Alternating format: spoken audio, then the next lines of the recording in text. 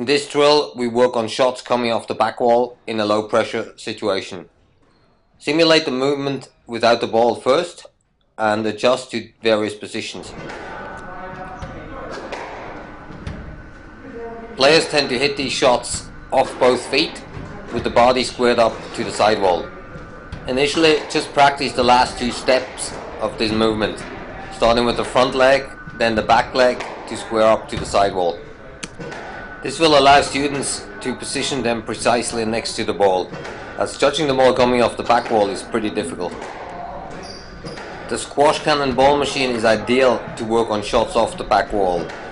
The consistent feed of the squash cannon will allow students to focus more on the movement pattern rather than trying to judge different balls every time.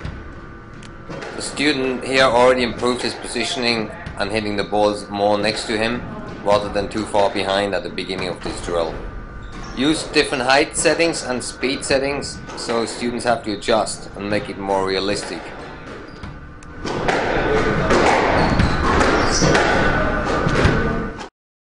Depending on your location, I recommend to heat up the balls prior to using this drill to get an easy and equal bounce off the back wall.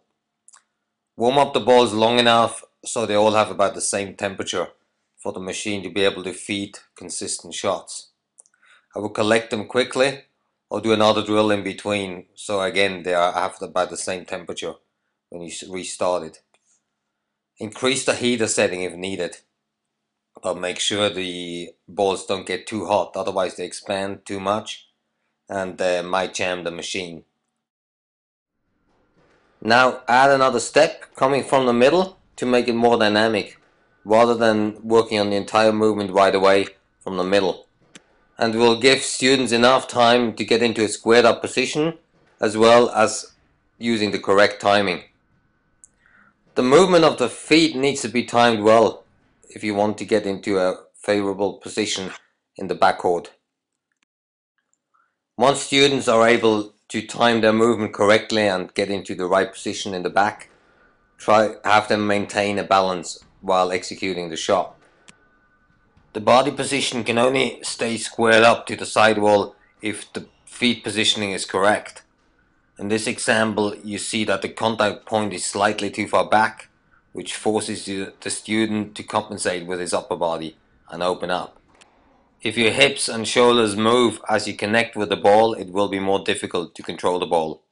First work on getting to the right place and then try to maintain the balance as you connect with the ball.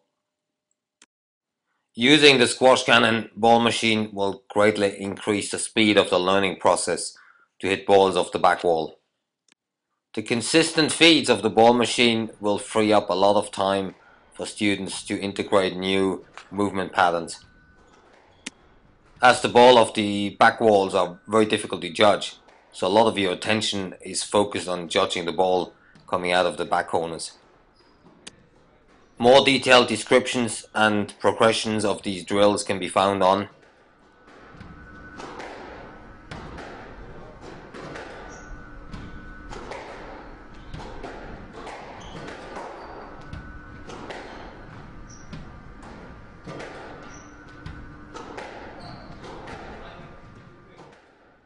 Isolate the issues and work on one aspect at a time. I start with the correct movement patterns, then the correct timing, then work on racket preparation, which is part of the rhythm as well. I'll eventually have them maintain a balance as they hit the ball. To make it realistic, make sure students start their movement coming from the middle and not starting too close to the back wall and moving sideways to get into a squared up position. For less experienced players or players who have a hard time hitting balls off the back wall, heat up the balls even more to make sure they rebound enough off the glass.